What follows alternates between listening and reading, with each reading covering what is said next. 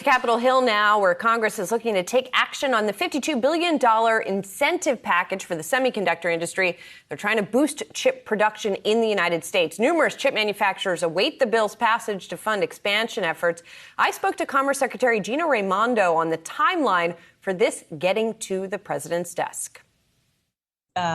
You know they have the sense of urgency. You feel that they're coalescing around getting it done soon, focusing on the chips component first, passing that first, and letting the conference continue.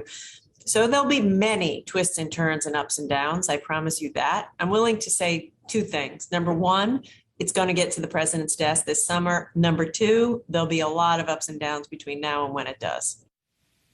And our contributor, Kevin Cirilli, is joining us now. Kevin, she really framed this actually as an issue of patriotism as well for members of Congress in saying that this thing is going to get through. Chips are the new oil, Julie. I mean, that was a great interview. And last week I spoke with Senator Mark Warner. He's a Democrat from Virginia, chairman of the Senate Intelligence Committee, which Secretary Raimondo briefed last week on Capitol Hill, drawing on that patriotism theme, but also national security, saying that this is a national security imperative in order for the United States to protect itself, not just economically from the Communist Party of China, but also from a security standpoint. I asked him point blank whether or not he thinks this legislation is going to get through. Take a listen to what he told me. China is putting $150 billion into these kind of investments. To answer your question specifically, will we get it done? Yes, we need to get it done and get it to the president's desk before August comes, because if not, a lot of these decisions by American and other companies, they're going to build elsewhere. And you saw the ramifications of companies like Intel, for example, where CEO Pat Gelsinger tweeting out essentially a dare almost and saying that they're ready to go on building a plant in Ohio, but they need Congress to pass this bill. $52 billion worth, likely a vote coming tomorrow.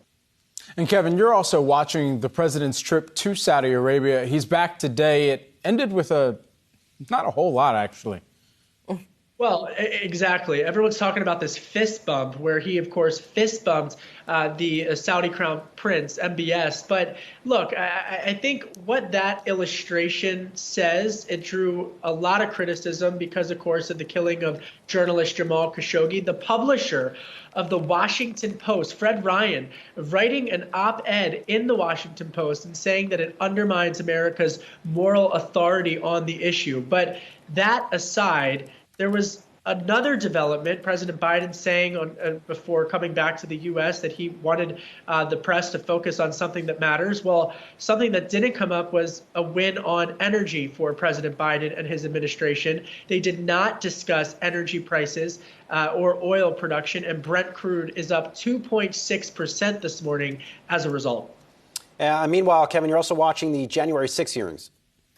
Yes, this Thursday, call it the grand finale of the summer showdown of the January 6th committee hearings. It's going to be again in prime time, 8 p.m.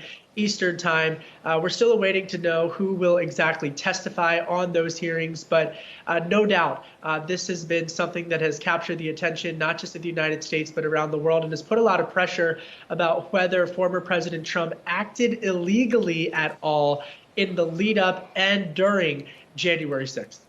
We will see what happens as a result of those hearings. Kevin Cirilli, good to see you. Have a great week. Yahoo Finance contributor and Atlantic Council Media Fellow. Thanks, Kevin.